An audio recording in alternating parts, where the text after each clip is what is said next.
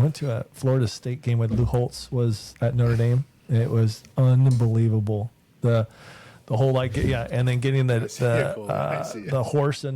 horse going down at 50 yard line and throwing his spear down, that was freaking unbelievable. I'm like, holy crap, West Coast has nothing on these guys. But like we were just talking about, the money. I've been fortunate enough to go to a couple games in the South, and SEC football, there's nothing like it. Like, people can say whatever they want. I'm a West Coast guy. I will still say I love the West Coast, but there's nothing like it. I mean, you get out at 8 in the morning for a 4 in the afternoon game, and there's a 70-year-old couple that are just dressed to the nines in a full gown and a suit with a tie, already drinking cocktails, getting ready for the game. I mean, they love their football in the South, and the way they tailgate and the way they go about it is like you said, the West Coast just doesn't get it. I mean, unless you've been to a game, like I need to go to a Big Ten game. I still have never been to one on the road. He's getting to go to Wisconsin. Who is it? It's Wisconsin. I forgot who she's going to, but Ohio State.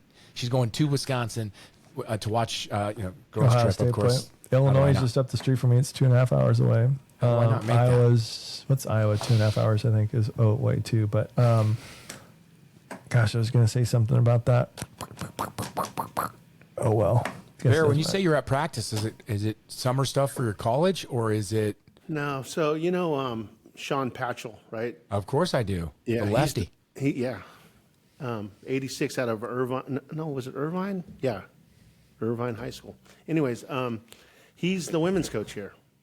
Is he really? Yeah, he's last year was his first year, maybe, or has he been here 2 years? I helped him get the job, actually. Awesome. Yeah, and so he's in. I can never say this correctly. Nicaragua. Yeah. So you're running his practice for him. So he asked me to run his practice today and Wednesday. Is he surfing? He's with his boys down there, or his boy down there for, I don't know why, but it was a celebration of something. Mission. Got it. Maybe he's going on his mission. Maybe that's what it is, or he just got back from it or something. Yeah. I love Sean. He's a great guy. I don't know why I don't see him as much being from the OC, and we, here and there. Anytime I do run into him, there's just nothing but love, man. I love playing against him. He's just like you said, he's just such a good dude. I don't get him on the pod. He'd be on. He would love it. I'd love to have him on here. A couple things with him. I was going through my basketball scrapbook about a year ago when I was moving, right? And I was just looking at some things, and I got to the page where there's like box scores of all the games I played, right? And I looked at Irvine, and I'm like, oh, I wonder how many points I scored on that, And this is 86, and I don't remember how many. And then Patchell was on there too, and I go, that had to be Sean, and I didn't realize it. And we played against each other in high school and didn't even know it in basketball, not even volleyball. Yeah, I'm sure he could hoop. I mean, who wasn't back in our generation that were athletes? It wasn't like, oh, he just played volleyball. Like, they were athletes. Everyone was athletes. Crazy. We had a great time too. We took the Pan Am Cup team, I think it was like 2012, down to the Dominican Republic. And he was the head coach, and I was the assistant coach, and we won a gold medal down there. It was pretty sweet. Dude, how many places have you actually gone to coach? Countries? To coach? Out of the country? Or out of the country? Twice out of the country, I think. Or I don't know. I was Ireland. Well, I guess when I was in Ireland, I traveled a little bit too. I mean, I went to England and Luxembourg a couple times, and Latvia. This is probably a great segue. And I don't want to talk too much about it yet. I'm sure you're going to do your thing. But do you ever sit back, Bear, literally, and I mean this, because I have been this last weekend, I was a lot of reflection. Do you ever just sit back on a Saturday by yourself and go, wow, look what I've done? Like, I was a guy that came out of Golden West. I went to play at Long Beach. And look what you just talked about. All these countries you've been in and coached in. And like, wow, what a career and an experience and journey for you through volleyball. Well, it's been unbelievable what I've gotten to do. And I know there's other guys that have gotten to do a ton of things more, but I would have never thought in a million years I've gotten to do what I've gotten to do. And a lot of it is kind of, some of it was skill and talent, all right, but a lot of it was just knowing the right people and being hard in the work. right place at the right time. Like we talked about this before, like when we were in Colombia, out of the country again, one of the greatest trips of my life. Mine too. And I thought it was Esau, but maybe it was somebody else. But set me up with their agent, and that gave me the opportunity to go across seas and play over in Europe. You know, But just you're from the that, it was just kind of 5%. be in the right place in the right You're time. the 5% that has gone international for USA, for whatever. 5% of the coaches in the country. And then forget about the people that get to do what you've done. I mean, that's just amazing. I'll tell you that Paul Mitchell team was one of the greatest things that's ever happened. And it was just, I got a call from Delhi one morning going, get your ass down to the gym. We're short, right? And I rolled out of bed, played a little bit, probably played horrible, but whatever. And then I got asked back next week or the next tournament. And it snowballed from there. And I didn't even know you, Coley, until then. You know? Yeah. I mean, I know who you were, but No, we no, we know exactly. who you were, yeah. But it goes to show you, like we talk about all the time, is like if you don't put yourself out there, if you don't take the swing at the bat, you're never going to hit the ball, right? And so and if you keep swinging, sooner or later you're going to hit the ball. And if you Or put get hit yourself and in make this, the yeah, base. if you get, I mean, if you and if you put yourself in situations, good things happen to good people. Good things happen to positive thoughts. And like you said, you got around people that you knew. You got an opportunity, and you took the opportunity and seized it. And like you said, you decide to play volleyball, you get this opportunity, now you've coached, you've won gold medals. Yeah. Like people would dream to just play one tournament, let alone, multiple tournaments in multiple countries, in multiple gold medals as a player and a coach. It's unbelievable. Even like playing for Paul Mitchell, right? I mean, I was in awe of all you guys. Most of you guys were all Americans. I'm a kid from Three-time. Golden West Oh, sorry. College, right? 3 times. And, it's just like being in the right place at the right time. We're in Tulsa. Alan had to leave to go to, I didn't play much in Tulsa, and Alan had to leave to go play 4-man somewhere. By the way, we smashed everyone before they all left. We smashed everyone, if you remember. Go ahead. And I got called into the big game, to the finals. And I hardly had played, and I got to play, and we were on TV, and it was unbelievable, and we won. And I used some of that film to give to an agent to get over to Europe. It was just kind of being in the right place at the right time, and it's weird how things work, That we don't talk about Tulsa as much because maybe it wasn't one of the crazier ones where we did, taking our shirts off and singing and we had getting the in Rockettes vans. or somebody across the hall from us. That was pretty rad. That was pretty rad. You're right on that. And the drinking with the thing with the Rockettes underneath. I think that was E-Rap and Geet. But hitting golf balls out the window out of our hotel room was pretty fun. at least it was into the divots grass. on the carpet. It was into a park. It was into a park, right? No, but like that Tulsa thing, it's the epitome of what sports is all about and what team is all about. Henkel gets hurt. Yeah, Alan Presh leave to go play at the 4-man. Next man up. Next person up. Who do we got? Like you said, you have Hoff, who's sitting on the bench, doesn't even play half the time, comes in roofs. David Jack, and one of the best roofs I've ever seen. Like that elevated us. But like you, Bear, you're part of the team. You place all of us in different ways. And Henkel rolls his ankle. He goes out. He comes back in. He's a stud. He was a stud that night. And we win. And I remember, you know what I remember the most about that is just being in the hotel room, not the room, but till probably 4 a.m, all of us up like we had just won the world championship, in the NBA. Like it was unbelievable. Schroeder set. Sully, you and Cooch were there too. I was there rad. in Oklahoma, Massachusetts, Tulsa, Memphis, Tulsa. It was unbelievable. It was. You had to come in and the first pass, one. didn't you, Sully? Didn't you have to come in and pass for a little bit when Henkel got hurt? Someone did. My job was to when you guys weren't there during before nationals, right? To qualify. Remember we had to qualify. You had to qualify back in those days. Yeah. I played those all the time, and I say it all the time, and even Pesto's like, dude, everybody's talking about you. They want to know where you played. Where are you? Who are you? And I'm like, I was playing behind Knipe and Winslow and Hilliard. What do you mean fucking tell you? But I killed it. Biggs' brother, Paul, he would take stats. I was hitting 840s. I was hitting 800s. He goes, you're unbelievable. And this is against Rafael Chelino. This is against other guys that I played against, and other teams that weren't on Paul Mitchell. So that was my proud moment, right? Was the fact that I just got to play against these All-Americans during, I guess, what do we call them, qualifying matches, in the warehouses, right? Then a lot of you guys couldn't show up and I was unstoppable. That was a big, big deal for me. And then just to be included with you guys was to me, it was like, okay, I can play at this level. I proved myself, but I did know my place. I do, but the one time I said, Geeter, and I think you came in, you Geeter and Eddie Rapp came in my hotel room when I killed it during Pole Am. Yeah. Wallace sent me match point, put it away, and then you guys are like, "Oh, Sully's on fire. He's got to play." And Alan's like, "No, I'm in town. Like, what are you fucking talking about?" That was in Holyoke, I think, wasn't it? Massachusetts. Yep, Yeah, it was in Massachusetts. Holyoke. We were going to play Ukrainian. The Ukraine's at the end. The lights went out. Remember that? Yep. You guys came into my hotel room and you guys just said, we need to tell you what's going on. And we feel so bad. You played awesome. We think it's kind of a week that you're not going to be able to play, blah, blah, blah. But you guys were honest. I'll never, ever, ever forget that. The fact that you guys had my back, ever. Well, we always do. But it's, again, go back to you, Bear. It's about team and that's lost today. And I understand why, but it is about team. And that's why people play team sports. And if you don't want to play them, go play something else. I mean, golf and tennis are amazing. I love watching those sports. Just, if you want to count on yourself, great.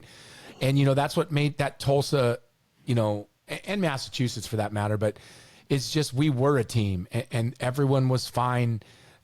Maybe fine's not the right word. Like, no one wants to sit on the bench. Nobody. No. And in my later years, for a lot of the later years, that was my role.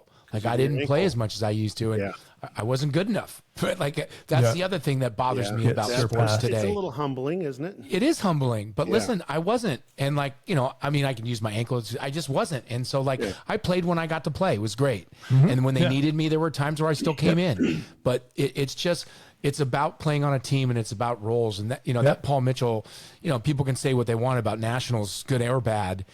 We competed. And we every time that ball rolled out, we wanted to win, and it mattered.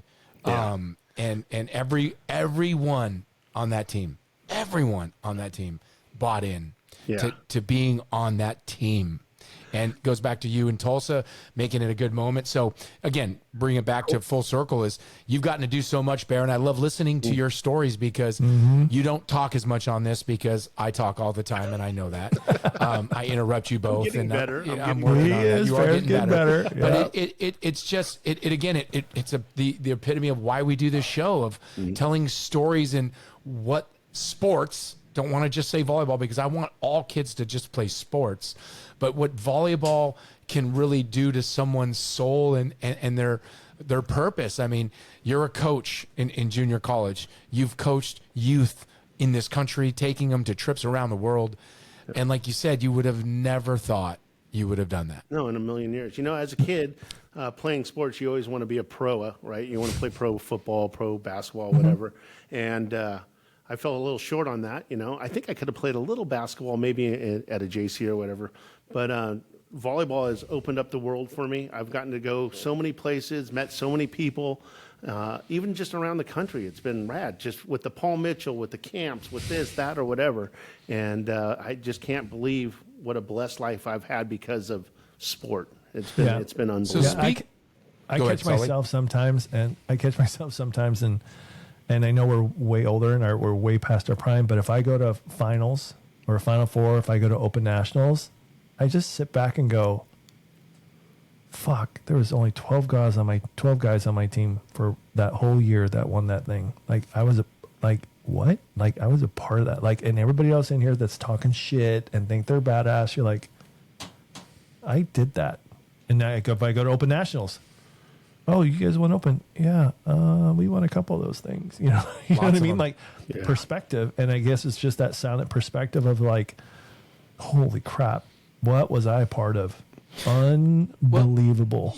Well, we sit here on this show, and a lot of people, tell us, by the way, hit subscribe, that they love listening to this. By the way, some of it, is, us being old, telling older stories, having, some guests that maybe the younger generation doesn't know. But if anyone can get anything from this, it's what we're doing is telling stories, and you guys as the younger generation gets to embody your own stories and be able to have these for the rest of your life. And it's been so so cool to just be a part of this and, listen to you guys, talk about your guys' journey and what we've all gotten to do through sport. It's simply incredible. And how we did this. Yeah. Who in the right mind would have been vicious competitors, and then you call them brother for the rest of your life? Yeah. Because after college, then we became teammates. Like that doesn't happen. That doesn't really happen. And I don't even think I would have gone to college if it wasn't for sport or volleyball. I wouldn't have, I can tell you that. Honestly. And the only reason I did go was because so I could play volleyball. Yep. And I've always said to my kids, and I've told them this, and they grew up youth sports. They played on the same club team from second to eighth grade, and then Jake played on the same one. Braden played on a few different ones, but I always said to them, and I think they understand. They clearly understand now. Is I'm like, once you play with someone who's your teammate, I don't care if it's a year, if it's 4 years, if it's 12 years. There's something about a teammate, and you go through something, and it's been pretty cool. You guys, we're teammates. We're friends. We're guys that went against it and all that stuff. But the other thing I was going to say about us in sports is when you play at the level we play at, or you get to the level we get to be at, you surround yourself and you're around a lot of similar people. Maybe I don't want to say everyone's the same character and stuff, but we don't want to argue. We can argue all that, but in general, most people are. But everyone's working and got to that pinnacle. So we're around college athletes. My kids are around college athletes, and we're around pros. We're around Olympians. We're around all of that, and I'm in awe every day of it. Me too. I'm in awe of every day of it. I was texting Canyon Seaman today, and he's with his son and his dad, and they're fishing, and they sent me all these pictures, and I just thought about playing against Canyon in high school, and playing against Canyon in college. Never played it with Canyon. We always played against each other. He was never a teammate of mine, but he's one of my really good friends, and just to see him, live that life outside of volleyball, right? To do that with, again, it goes back to the folks that we meet through this life of sport at the level we have, again, very grateful and fortunate enough to get to. Try to sometimes live that life, right? And just keep pushing through stuff and trying to find the next wonderful thing that might happen to them, like, happens to Bear and us, and, gets to do that. And it's just, I don't know, man. I'm kind of just talking about gratefulness. I'm going to probably cry because it's been an emotional weekend for me, and just with sport, I love sports. I really do. And I love what it does. So we've been talking for about 20 minutes. We usually do the kickoff, so we're going to do that now. So everybody, and thanks for tuning in to Set the Pipe. I am Sully. With me, my co-host, that's CK, and that is Bear. And like I said, we have been talking for a good 20 minutes. I'm sure that I will edit that down a little bit. But nonetheless, we got on a roll talking, and I just don't want to stop and do our introductions. So hit subscribe. We appreciate it. We're growing. We're going to keep bringing you great guests, young, old, new, old like us. We're going to tell you stories on our own. We hope you love the content. We're trying to help you grow. Hit subscribe and always set the pipe. So we have Bear. This, Sully. Go ahead. Yeah. But I'm going to piggyback what Coley was talking about and kind of what you were doing with this, Yeah. Kniper has a story. Alan has a story about him and Carl Hinkle. Didn't really like each other when they were competing, right? Carl was at UCLA. Alan's at Long Beach. Really couldn't stand each other. And then, were you on this team too, Coley? Was it the university games afterwards, right? I was. Yeah. We were in Indiana, and we were there for 3 weeks, and then we went to Ray Rattel was the coach. Ray Rattel, and I got a great story after that about Mataraki. That's one of my favorite. Mataraki. We'll tell that afterwards. We'll tell that out. Yes, it is. It's so good. But yeah, then we went to England, and we got the silver medal. We lost to Poland. Yeah, I remember Al even talked about the sweat from the ceiling coming down his beers. Had to walk around with his hand on his beers. So, finish Bear. Yeah. So anyway, so Al has told this story many times, but he was just like, so him and Carl were roommates, right? And they've just not really liked each other for a long, long time. And then all of a sudden, you start spending some time with each other, and you're like, gosh, we kind of like live the same life, kind of the same person, not personality, but just kind of like-minded or whatever. And then through the years now they're great friends, and we're all great friends, even though we hated each other because we were competing against each other and we wanted to beat each other. But then, like, lifelong friends since then. And now when you see Carl or Alan and Carl see each other, they love it. They love each other. It's just kind of weird how it works, and I just wanted to piggyback that. Yeah, I talk about it all the time, and all I ever wanted my kids to do was play sports. I was that father, and Mooney a little bit, but I was that father that just, I wanted him to play sports so bad, and it wasn't that I wanted to live through him, because you guys know my life. I didn't need to live through my kids. Right. I wanted him to have this. Yeah. Well, they're on their way, Coley, though, right? I love We've talked about. So we talked about Coley's getting a little emotional. He's had a heavy-hearted last week. We'll get into that. And then Bear actually has been so busy this summer with camps. And the emotion's pretty strong, and it's well worth it. And I'll put some pictures up there so everybody kind of knows what we're talking about. Who's going to be viewing this, but it comes down to who we are, what we do, and what we do with our lives, and who we connect with, and everything that goes along with it. And I mean, like Bear, you're going to be talking about, I was talking to Paula Weissoff, like what, like what, and Coley's like, my kids, not my kids only did it, they're doing it. And they're finishing it, and they're moving on, right? So you're part of that, and my kids are doing their thing too in sports, and it's just so important in our lives, and I can't stress enough how and I say it too, Coley. I say it all the time. I don't need that ego. I don't need to live through my kids. I go up in the corner and I clap for them. Yay, kids! You know what I mean? Where other parents are going absolutely ape. I'm like, just go do you and work your butt off, and if things turn out, things turn out. But nonetheless, I did that this weekend. What's been going on with you? Well, I want to hear about your camps. I was going to say, let's do the heartfelt at the end here, because it's a lot. Okay. It's a lot. And Bear, Coley and I were both talking. We're really interested in what's been going on with your camps. Where have you gone? You have your Champions Unlimited shirt on, and you've met some great people along the way. So because you haven't really told us details either. So you just got back from Houston, right? I was in Houston the last couple of days, and we did a camp out there. How was the weather? So it's a little hot and muggy. I needed to laugh because I know it is.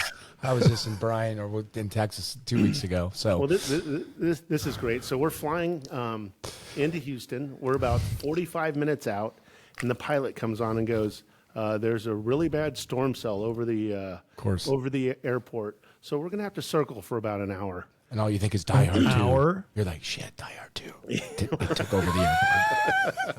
So we circled probably for about 45 minutes outside the cell. So it just when we landed, I was thinking, okay, it's not gonna, it's probably drizzling or something, right?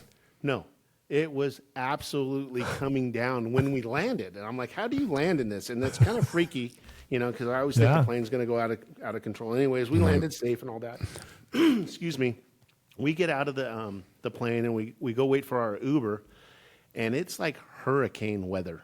Hurricane. It's like we are in the parking garage, and the water is coming down so hard. I've seen some gnarly storms, like in Memphis with Hugh Foster sitting in the Marriott watching the lightning storm, him and Strodes and I. But that's a whole other story. Anyways, it was like lightning and then thunder immediately, and a couple times right on top of you.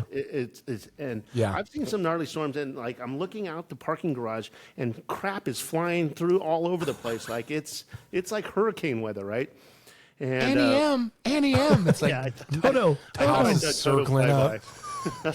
And we had a nice SUV Uber, and we leave the airport, and there's cars like stalled out because the water's like knee high out there, and real smart. That's how we started the camp. But so we went to Houston. It was HVA, okay, and the coaching staff HVA, was great. Big. Yeah, it's big.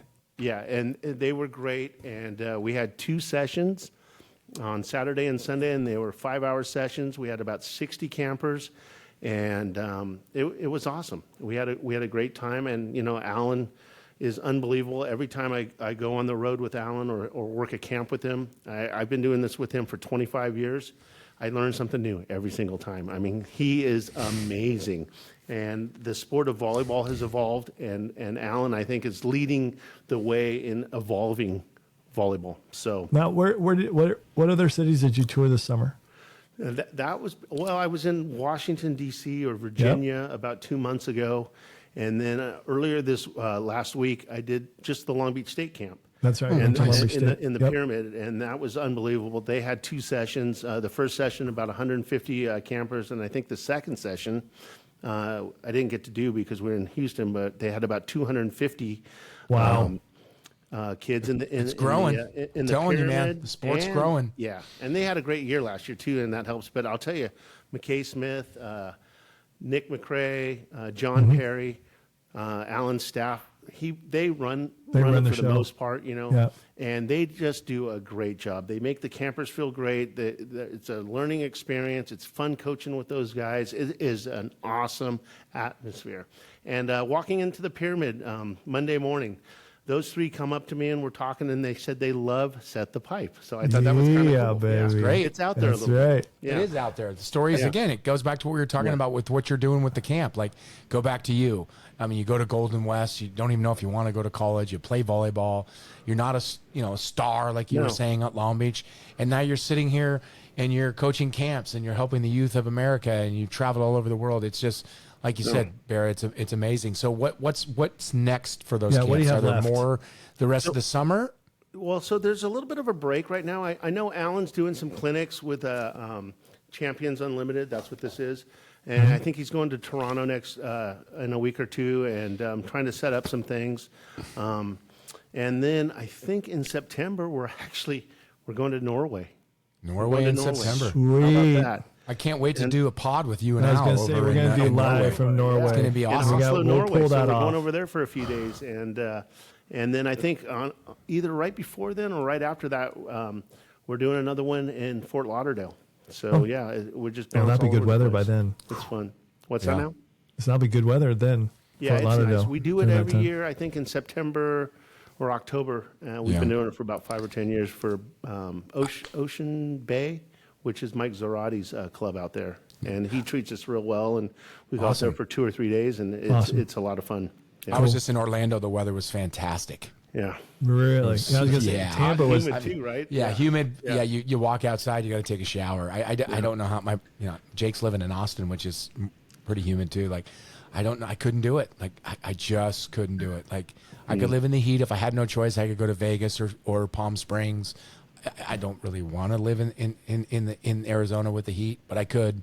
I cannot take that The humidity. I just can't. Yeah. For consistent time. For me Yeah, personally. It's just like a blanket of heat every time you walk outside. It's unbelievable. Just, Yeah, my son So- just told me Florida just clipped the 100-degree mark of the state of Florida. 100 there? 100.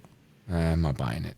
That's whole what I state, said you're too. saying? But I'm going to double check on that. Yeah. I said the humidity could be 100 and you're at 99. That's Yeah. the most miserable place you'll be on planet Earth. But Oh my, no thank you. Nonetheless. You know, the good thing for us here on Set the Pipe and for all our fans listening, we got a lot coming up. I mean, we've had a little bit of a lull here, some things going on with, traveling with our, my kid and sports and us. But we got women's college volleyball coming up. We got Real women's soon. girls high school volleyball coming up. We are finishing up some of the internationals, the U19s, U21s, I believe, just won the gold medal today on the women's side. We've got a lot of volleyball to talk about. We're real excited about. We're going to get some great guests. We're going to get some younger guests. We're going to do some on-site discussions. We're going to continue to grow this and keep talking volleyball and help volleyball continue to grow across this country for many reasons. But again, the main reason why I wanted my children to play sports, and one of the main reasons why I think you should continue to play volleyball and put that work in, is to come up with the stories and these dreams that you want to reach and reach them. And then they become memories, and then they become stories, and then you have more dreams. Yes. And you go to reach those dreams. And, us 3 have stories upon stories. And let me tell you, you guys haven't even heard 1/1000th, a millionth of the stories that we do have and have coming for you. So, hit subscribe, keep listening, and we're going to bring you some fun stuff. I was telling you guys about before we even press record that Jose Loyola is Jose Loyola is the head coach for Beach out at South Carolina. And you guys remember me talking about Chris and Kalani Mahi, need them on here, right? one of their kids that they coach club with, she actually walked on in Western Kentucky, I think, for beach. Now she is Jose's one of his assistants. And he just Cock got and hired. fire, baby. Cock and fire. Go Gamecocks. It's who you know, who you're around, put you in your hard work, network your butt off, and good things can happen. So congratulations to Bailey on that. But what's cool about that is you're talking about volleyball, beach volleyball in South Carolina, right? How cool is that? Right. Yeah. Right. Like the expansion and seeing, and he's obviously one of the best to play, and to bring that to South Carolina's experience. They're in the SEC. They're pretty well funded in the SEC through that wonderful football conference that they have and basketball. To see him just take that to the next level, I'd love to see South Carolina in a couple years doing what Texas did last year in Stein's first year, just making it tougher for teams to win. Like this first year, UCLA or SC didn't do it, right? It was someone else. And, it needs to happen. Holly McPeak put on her Facebook page, the University of San Diego will now be putting on beach volleyball in 2027. Oh, that's awesome. They just added it. Yep, the beach, we're built for it. Chapter 2 for Torero Athletics will begin on the sand in spring 2027. That's what big. a job that's going to be coveted, huh? Wow. Yeah, I mean, if you that's guys ever rough. been on that campus, I mean, you're right Yeah, there. that's I mean, just it's a absolutely rough gorgeous. place. Beautiful campus, beautiful location. You're in San Diego. I still say it's top 1, 2, maybe 3 places to live in the world. Sure. Oh, yeah. It's just again, excellent. Coley Kyman's opinion. And to be down there at that school, and they're really doing some stuff. They just put a lot of money into a new basketball facility. Like they're trying to grow their sports a little bit to be better. And just a few years ago, USD before Alfie left to UCLA, they were in the Final Four for women's volleyball, right? Incredible. Hey, going back, we're going to probably have to edit this a little bit, but we got sidetracked. San It's Diego, we shit. Mataraki. Oh, yes. You were going to tell that story. Great story. I'm glad you brought this up. So to bring back Carl Henkel and Alan Knight rooming together, it was an incredible trip. And again, Can you tell us a little bit who was on that roster real quick? Yeah. Sorry, So when I look back at my life, and I have been a lot this weekend, and again, I won't cry on this one because it's not about, I won't be talking about my kids. Yes, you will. I sit down, Mooney and I talk about this a lot, Barrett. Like, actually, what I asked you, I actually do sit back and reflect a lot because I just can't believe it.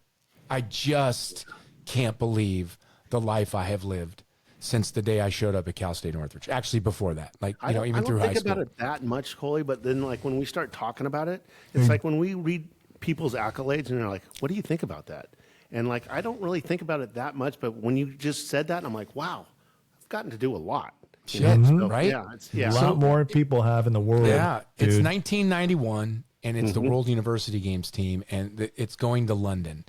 The head coach is Jim McLaughlin. Yeah. Ray Rattel's the assistant. Long Beach State, by the way. Long Beach State. And USC, Long Beach State. they take, I want to say it's 18 of us or 20 of us, to Fort Wayne, Indiana.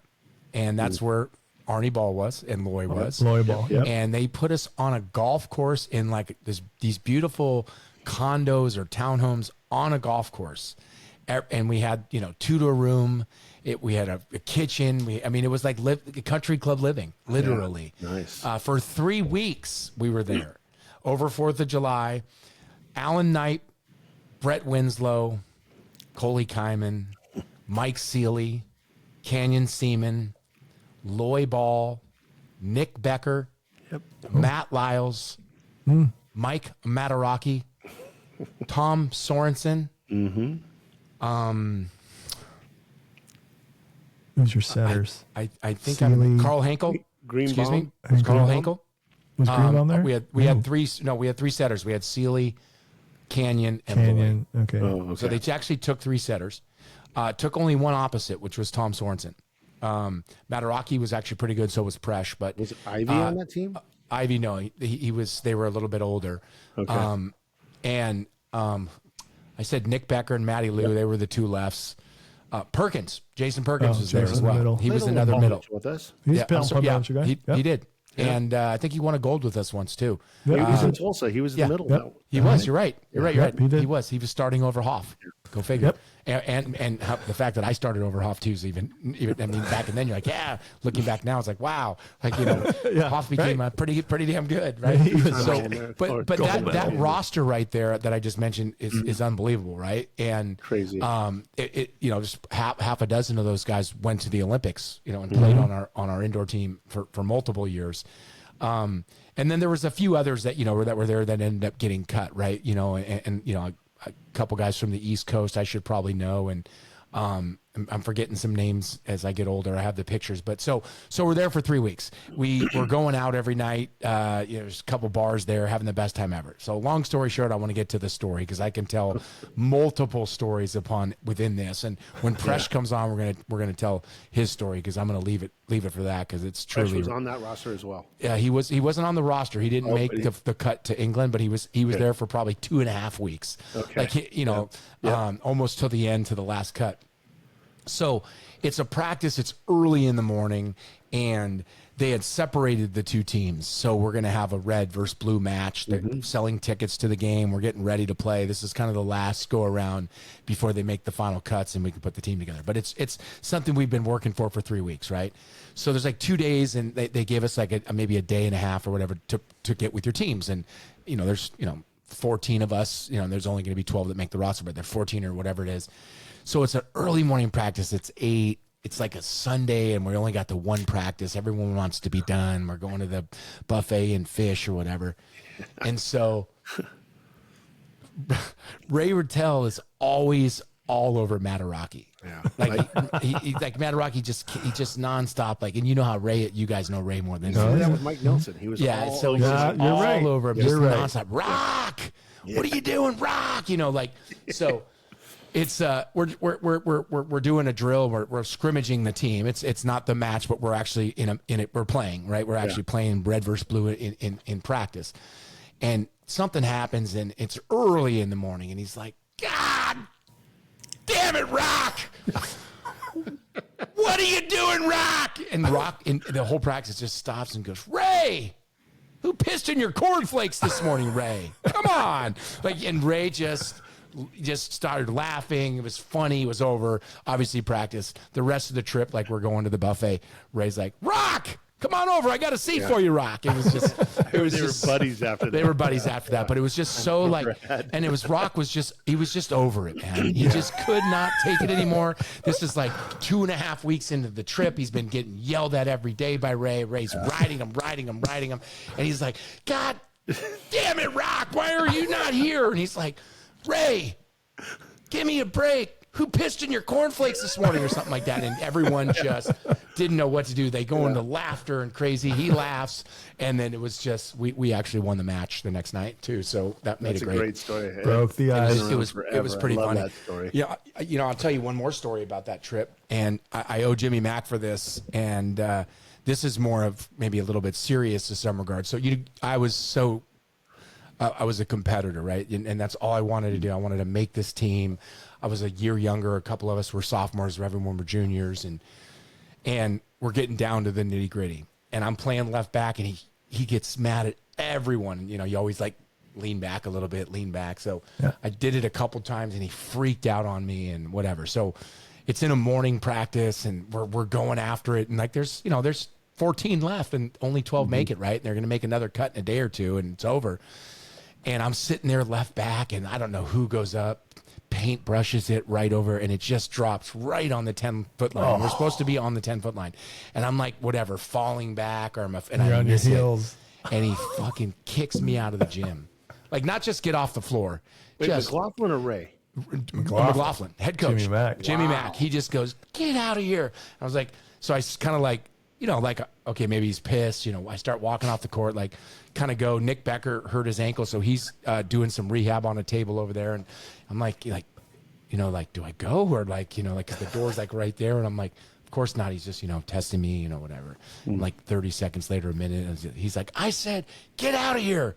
So he completely kicked me out of the gym, and I was like, "I'm done." Just walked home to the dorm because they were right next to where we were practicing, and I thought it was over for me, man. I'm just in tears, and I couldn't believe it. I mean, I got kicked out of practice for not being in the spot I was supposed to be in.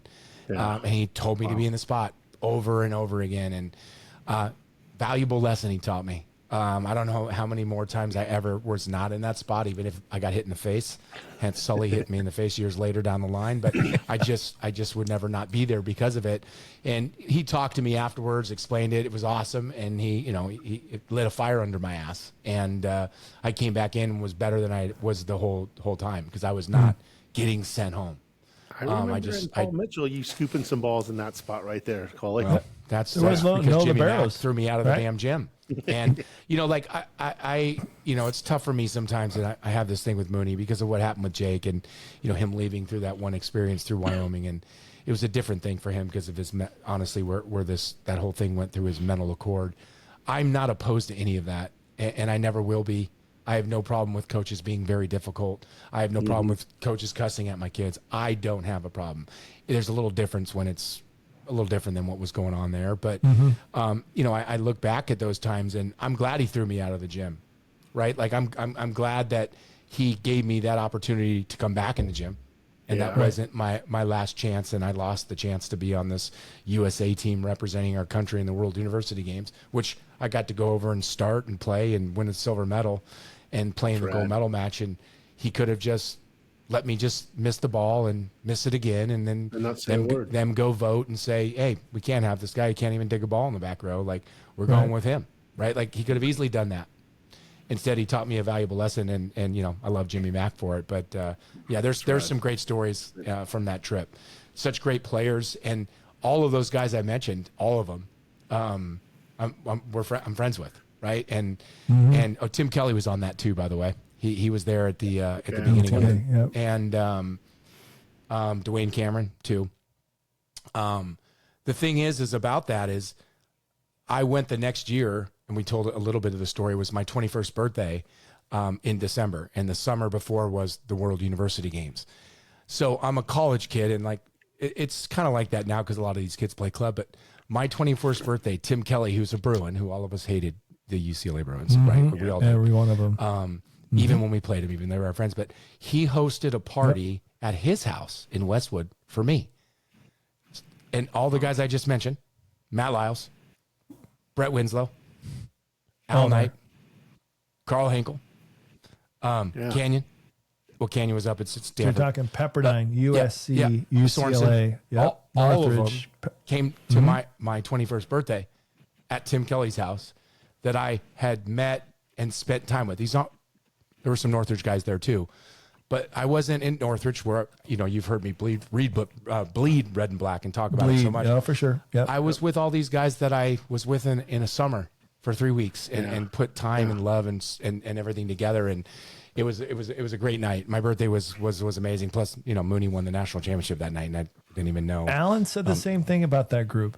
One of his closest friends he has today is a group by far. Yeah. He said that in our interview. Yeah. He's like, that specific group, I am the closest to, I think, to anybody in a group like that. Well, if you think about some of his closest friends, our generation of playing volleyball, I'm not comparing us to this. So anyone listening, don't say Coley compared. But if you look at those eras when Magic had played Bird and what it meant to compete against each other and how they brought the best out in each other. That group I just mentioned, those guys that I just mentioned, all of us were the exact same way in regards to that. We never wanted to lose. I didn't want to lose to anyone I knew. In fact, I wanted to beat them more because they were my friends, just to prove to them that I was better or that we were. But it was it was such it was cool with the friendship, but it was such a yin yang of having to win, having to push better. I'm going to be better than you next time. I'm not going to let you get the best of me. And if you did, I'm going to get the best of you next time. And it was a real unique, I think, group. And again, it's not just that group. It's our time, of playing. I mean, we could name another 30 guys that played in our generation. We didn't even mention Hilliard. We didn't even mention Ivy because they weren't on those teams. They're a smidgen older. All of those guys in a little bit before all brought that. That's what I loved about competition when we played is we always didn't play our best. We all lost matches, right? That happens. But God, they were competitive. And all of us hated to lose. Yes. And it didn't matter if it was a Saturday game for one of the qualifiers that didn't even really matter that much. If we lost, we were devastated. We were mad. We were mad the next week. We were mad in a month later after we had won 10 matches in a row. We were still pissed about that match we lost. And it's fine. It's hard to find a group like that. And all those guys were like that. Yeah. Hey, so we started out with something pretty emotional. Coley, you had a non-volleyball experience, but since you are tied to this, it is part of volleyball as far as Bear and I are concerned. But you experienced something that parents, eventually wind up doing, right? You saw your last summer league AAU for your son Braden before he goes on to college, and you guys have been doing this since they've been itty bitties, right? Yeah, itty bitties, and it came to a head, and you sent us a couple pictures of Coley non-stop crying, and it got to your heart, and you just started talking to us just about camaraderie, basically, is what you were coming down to, and life experiences, and you couldn't hold it in. So there's no way we're not going to talk about it. We'd love to hear everything about it, right? Emotions. I know Mooney wasn't there. She wants to be there. I know she's out of country right now, but for you to experience that with your son, and I don't need to ruin it, the highlights, because they were pretty impressive. I think Dad should be doing that. So not that we give you the microphone very often, I get to talk and more? Wow, talking all the time, but I think it's appropriate that you kind of get us, fill us in, fill our audience in, and like I said, it's going to be pretty heartfelt. So I can't wait. Yeah, well, thanks. Sports, it comes down to what I talked about with us three, and I'm sitting here right now on this mic with you guys with nothing but love and gratitude from what we've gotten to do. And I'm 54 years old, and I was 18 and I was playing my last club game. By the way, we won the national championship, but who cares? In high school, that is. But went on to be a 3-time. Sorry, that's me. I need to laugh because anyway. if not, I'm going to cry. And anyone that knows me, that listens to the show, knows I'm a sap. Know I cry at car commercials. So talking about my family, it's an absolute lock that I'll be in tears. But this journey as a parent is crazy. And if you're a parent, which I know you both are, there's so many ups and downs, and all you ever want for your kids is to be better than you and to give them an opportunity to do that. And I told you early on, all I wanted was my kids to play sports. We put instruments in their hands. We gave them opportunities to do a lot, but I wanted them to be on a team because of exactly what we've been talking about today, which is, us, right? And so they both did that. They dived in. We've already talked about their journeys and how all that stuff. So, Jake started when he was 8 years old, and that was 17 years ago. And so his first few years, it was just around locally, and then we go to Vegas for the end. But since he was in 8th grade, he was 13 years old. He's 25 now, right? So, that's 12, 13 years. We've been traveling around this country watching our two sons play basketball. And, as you grow up, all of us, we get to go to high school, and, it's a new chapter. We get to go to college, and you want new chapters as you grow up. And, new chapters are great. But looking back sometimes, the old chapters are amazing too. And they reflect, and they make you sad. So, it's a time for Coley and Michelle to have a new chapter with our kids. He got to play his last tournament this past weekend, but the weekend before he got to go to Texas, and his brother got to watch him play and did a film, did a little video for him for a couple games. We got to see that. Oh, awesome. But we were in Bryan and College Station, and Mooney got to see him play, and it just I've been everywhere. I mean, I could go on. He was in Virginia the week before that, and so he's in Orlando this week, and this is his Puma Pro Next, their chance to win a championship. And they didn't play well on the first night, and they lost, and they would have needed a miracle to win their pool, which they didn't. So they got their last consolation game, so to speak, or got to play their last game. And we knew it was going to end. You knew it's going to be over. But at the end of the day, when it comes to that point, it's hard. So all I told him was, go out and have fun. It'd be him. And it wasn't about the game. My son gets to play basketball again. He gets to play high school basketball on one of the top teams in the state next year, which is going to be so much fun for him. And he gets to go play college basketball. And he gets 4 years, maybe 5, because they're about to add that into a 5th year. and he's going to be a pro at this point. That's what he wants to do. So there's no reason why I wouldn't think it. But to go around, like I said, for 17 years and for 13 years and watching him as a little second grader when he first started and all he wanted to do was be his big brother and play basketball. Mm-hmm. And to see him walk off that court was bittersweet. You know, he was in tears. He had 19, 11, 11. So he ended with a triple-double and a win. Most people don't get to win in their last games because usually you're playing for something. And, he got a chance to play one last game in an amazing environment and an amazing journey for him. I mean, he played on a team with Russell Westbrook was the sponsor on a Nike team, and Russell was coaching. He's gotten to high-five him. He played on LeBron's youngest son's team and got to be in Ohio for over a week while LeBron was coaching him at his high school. Like, you don't get to do – that's what we talked about, right? Mm-hmm. That's what I wanted for him. And that's what he earned. And I'm just proud of him. I'm proud of us. I'm proud of both my kids. I'm grateful. AAU gets so much shit, and I've given it too because we have to pay too much money. But AAU and youth sports get a lot of shit in this country for a lot of reasons. But they don't get the accolades that they truly deserve. And what they've done for us, what they've done for our kids, what they've done for millions and millions of kids from – for the last 100 years, from playing AYSO soccer to getting the chance to do what we've gotten to do. My kids have gotten to travel this country. Jake's gotten to travel the world. Braden will get to travel the world playing this sport. And I'm grateful and thankful for that opportunity. And to say goodbye to it, this is the last thing I'll say about it is we were done. We hugged and we cried. And he was just, he was sad that it was over. He's happy. He's elated for the next chapter. And, he's good. He's good now. But, you guys have been there with us. We've hugged and cried many times, both in wins and losses, just to know that you don't get that chance again at that exact moment. Right. And to know that every year when Jake was done, it was like, okay, we get next year. Where are we going to go next year? With Braden. Okay, we got next year. And for 17 years, I've been saying next year. Well, there's no more next year. So I say goodbye to him. He's with his team, and the sadness is over. I couldn't leave the gym, guys. Part of your life forever. It's a long time.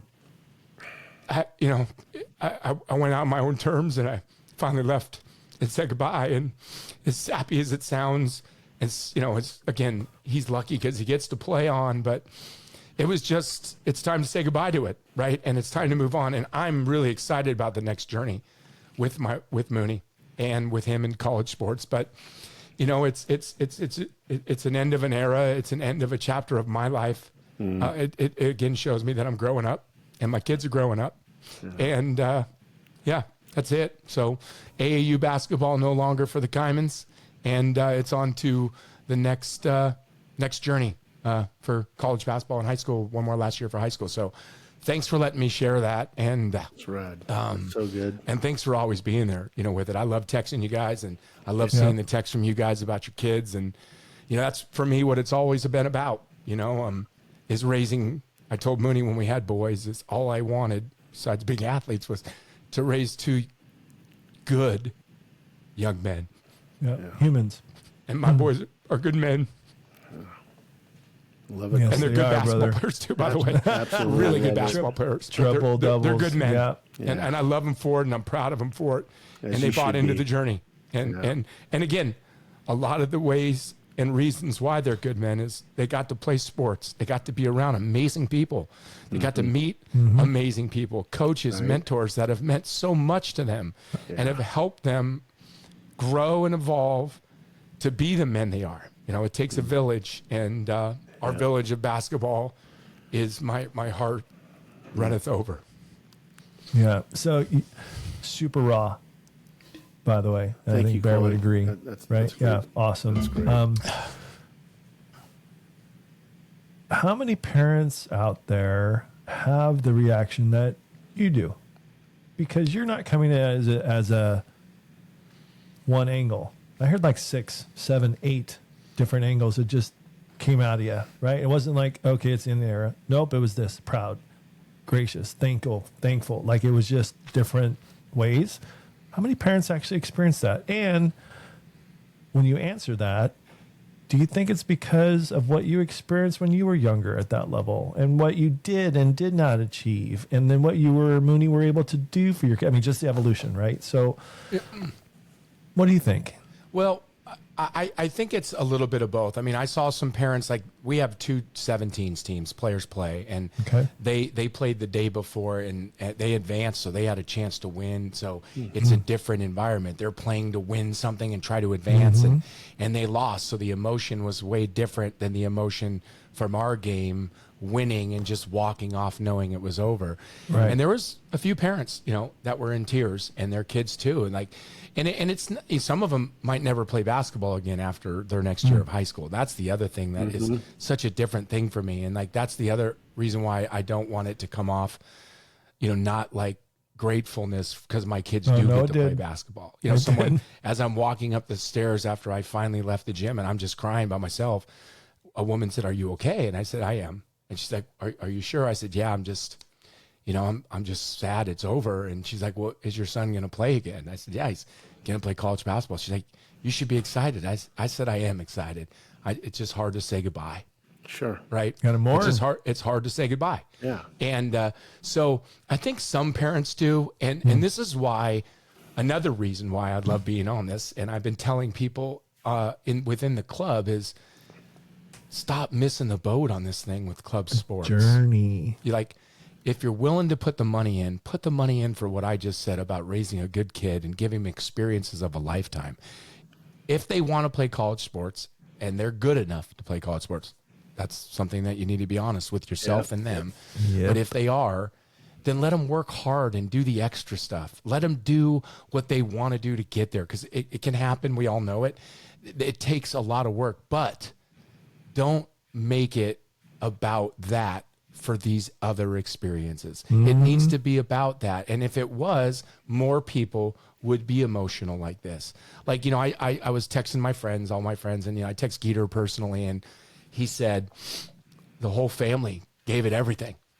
Yeah. That's what he said. Yeah. He said your whole family gave it everything. Yep. And for Jake to show up too, that's big. But he gave it everything when he was going through it. And Braden, as a kid, his summers are traveling with mom and dad, watching his older brother. He's in a gym when he wants to be with his friends. He gave it everything as a kid. We gave it everything. And so to answer your question, so I don't derail it, is I'm not sure a lot of parents do that. And I'm not sure, and I don't mean just give it everything like the money. I'm talking about invested in it. The emotion, not just the money, right? Yeah, again, we're very fortunate enough, and let me say that, and I'm grateful, and I know that a lot of people, because if this was my parents, they would barely have ever saw me play. Michelle and I get a chance to see my kids play almost all the time wherever they're playing, right? Which is awesome. So they get that support. We get to support them, which is incredible, and I'm very grateful for that. And I don't want to take that with a grain of salt that everyone doesn't get that. Right. But when you're there and you're in these situations and you're playing club sports, especially at the level that my kids have been playing at, people got to have more gratitude. They have to have more gratitude for the coaches that are putting their time in. They got to have more gratitude for their children putting that time in. Not everyone gets to play college. I really thought Jake was going to be in the NBA. He's not. He doesn't play basketball. He's starting to play a little bit here and there. It ends. Jordan doesn't play basketball either. I mean, he might play at the gym, but he doesn't. People stop playing sports. Yeah. And it might be in high school, might be in college, it might be in a pro, whatever, but they do. And I wish more people had that emotion, because to me, it means you care, right? Not everyone cries. Not everyone's like that. And it doesn't mean you don't care if you're not emotional, but to put it into, oh, it's fucking over. Thank God it's over. I'm done is fine. Right. But and it's one thing if it's for weeks, but like I said, when you're before high school and you play club travel basketball and volleyball, 12s, 13s, 14s, you're practicing 2, 3, 4 nights a week. You're playing every other weekend. You're playing all the time. You're practicing all the time. And if you love the game, you're going down to the beach with your friends and playing. You're asking your mom and dad to take you to the open gym. Can I go to the clinic? All that stuff I just said, I've been doing for 17 years. Down at the Little League field. Oh, the game's over. Dad, I want to hit. Okay, great. We're in the cages. Just nonstop. So when the parents maybe don't have that emotion or that connection. I don't want to say it bums me out or anything. I just wish more had it, because they'd be more involved and more engaged and more grateful and more loving of what the journey has been. And you've learned a lot. Yeah. And as a person, as a dad, right? As a supporter. This wasn't a smooth sailing for you. No, it wasn't. This will go on record. So if it ever comes out, there's been a few times I'm probably on tape that I haven't been great. That I've maybe yelled at a fan, said some stuff that I shouldn't have said, yelled at a ref. I like yelling at refs. Yeah, looking back at that, I've always tried to be a good guy. I do this, and I think most people know this, at least on the basketball world. Volleyball too. I love and support everyone. I don't care if they're playing against my son. I want my son to beat him, but especially anyone that's ever played with him. But I cheer for children. Yeah. I tweet stuff out. I'm excited for them. I love watching people be successful. I want people to win, except when they play my kid. Sure. I want people to win in life. I want people to push themselves. I want them to enjoy. Like Michelle's in Africa right now. She was in Dubai 2 days ago. I want people to live life, and you get that. If you push yourself through sports and you continue to give everything you have, you lose sometimes. Sometimes you lose a lot. Yeah. But you got to get back up and you got to keep pushing. And and I've gotten to watch my kids do all that. I mean, I could tell you stories, believe me, from their 4th grade on to 3rd grade to 7th grade, and teams they played and NBA guys they played against, from everyone. There's 15, 20 guys in the NBA right now that Jake played against and with. I love watching them. I'm cheering for it. It's great. So I think we in youth sports here have gotten out of hand. Again, I was one that was that. We need to bring it back for the journey of it, the love of it, the push for it. Yes, keep pushing. Scholarships are out there. There's a lot of money to be made, and the kids that want to get there, I get it. My kids are going there, but what was your other question? No, I think I just wanted to know, with that raw emotion, knowing it wasn't just, hey, I've been so grateful, right? It's you came 8 different directions, right? And I wondered if other parents reacted like you did, and then where did it stem from? What did it stem from? From you being that athlete to just flat out, I'm a parent and I'm invested, and parents, and like I think Geeter put it right. You guys all put it in. It was the Hyman clan that actually put the time and effort and support. That's a big deal, right? Support and getting it and growing. And I think you have been very vulnerable to our audience and being letting them know that, hey, I wasn't a perfect dad, but I've gotten better. I've improved. You can do that as a dad, just not as an athlete. And I just kind of wanted to know if it was, that's a Coley Hyman thing. Is that a parent that's been invested? And like I said, your message was very clear, Coley, and it came across 8 different ways, and as well as it should. But it was totally raw, and I know Bear and I both appreciate you being honest with our fans and us. I appreciate you guys always letting me do it. My favorite thing in this world is my family, and it always has been and always will be. And those boys of mine are just something. I've pushed them, sometimes to a fault. And to see them reach the dreams that they've gotten to reach to, like I said, it's incredible. And just to see that whole experience end, it's like when you watch your kid graduate, and not graduate, but when they leave elementary school, right? And you're so even stoked for them to go to middle school, and the high school graduation, and you're so excited for them to go to college, but your baby's not a baby anymore, right? Mm-hmm. The person you thought you changed your diapers, and then you watched them ride the tricycle, and then it's obviously the seasons of life, but you get to go through this. And then as on the athlete front, like all of us, we get older, and your body, you don't get to do what you used to do when you were younger, and you get to see it through a lens. And then for him, who's been waiting, and we talked about his first time he ever played, he was 7 years old, and it was a tournament that his club, Jake's club, 5-on-5, who Braden played for too, and June Banks, by the way, taught him everything. I love you, June, and couldn't have done it without you. They wanted to get a 2nd grade team or whatever it was together, and I was telling him this last night. We were laughing about it. He was so excited, guys. All he wanted to do was play club basketball. All he wanted to do was play club basketball and play like his brother. And I really mean this. it seems like literally that was just yesterday. Sure. And you know, and then due to the pandemic and, you know, him being held back, and we got another year because of it, which was great, but it just prolonged the inevitable of having to walk away from AAU, not walk away from basketball, but walk away from this long chapter of our lives. So we're going to have a lot of free time, and that means all you people listening to the pod, there might be a lot of pods, which I'm sure you're probably sick of listening to Coley speak. But it's been great. So it's also been emotional, and I'm not going to talk anymore about that. It's just been tiring, you know, also to finally, you know, just all of it off the weight of my shoulders, also being the parent of getting him through it, right? Like he got the journey, he got to do it, you know.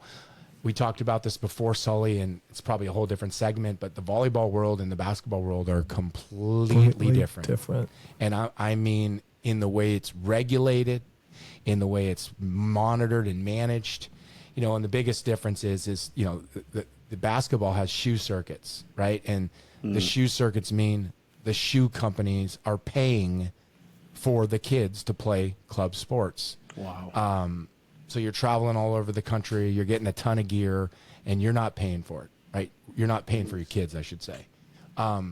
It's incredible. It's an incredible marketing thing for these shoe companies, but to be able to play on that and at that level and get to do that is another thing which, you know, made it hard. Like, my kids have gotten things that most people couldn't imagine. And again, that's where the gratefulness comes in, Sully. Like, you know, it comes in with playing with you guys at Paul Mitchell, playing in Tulsa and playing in Massachusetts. Like, we're not playing in Anaheim.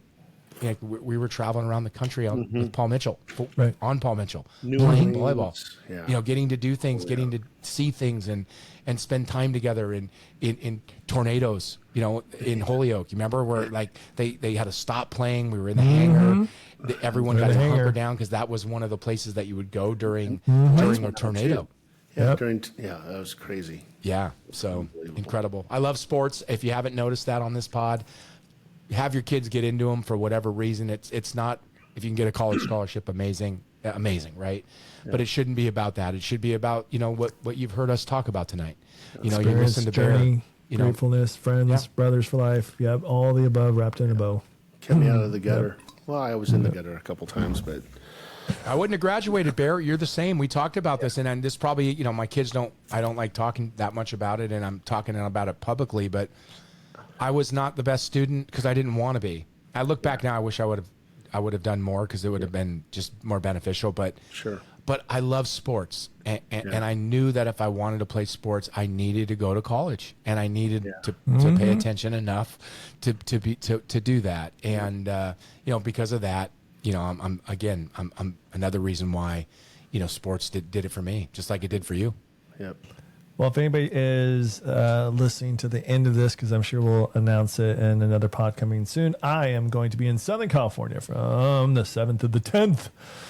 We're going to do some interviews out there, hopefully, and I'm sure Bear will be signing autographs, Coley as well. So maybe we'll do a live session to say if anybody can come find us. You know, we'll give him something. But you know, I just don't want an autograph the other day for the first time in years. Just saying, it's worth Bear something. I didn't even say Bear. I just didn't. You got to say Tim Bear Johnson. But yeah, you got to put the Bear in there. Yeah, I need to do that. Yeah. Anyway, good stuff. So, boys, we've been about an hour. I know I got to chop this down a little bit, but another episode, Set the Pipe, and I think we could have went on for another 2 hours, to be quite honest, because there's a lot of stuff going on. So we will get back on this soon. Like I said, I'll be in Southern California, and we're going to be doing some stuff there and really revamping Set the Pipe, taking care of some business while I'm there. But nonetheless, always a pleasure to be with Bear and CK on Set the Pipe. Subscribe, everybody. So much fun. Yeah. Thanks to you. Man, thanks to all our listeners. Too big of a pause. Yeah, too big of a pause, though. Gosh, man, I miss this stuff. Thanks for always listening to us. Thanks for letting me, you know, tell you my stories. Boys, thanks for always listening to me, especially tonight. I appreciate you letting me tell that story. And I think for now, I mean, for me after today, it's closure. You know, like it's over. Like that's over. It's time to move on. Like that. It's been a fun journey, and now it's time to move on to the next step. And I can't wait for it. So thanks for letting me, tell you guys that. Of course, Cole. Yeah, man, that was awesome. We love you, Coley. That was awesome. Love you too. All right, fellas. Till next time, huh? Set the pipe. Yeah, Set baby. the pipe, Peace baby. out. Hit subscribe. Set that pipe. Coming at you with the little cutty. It's free.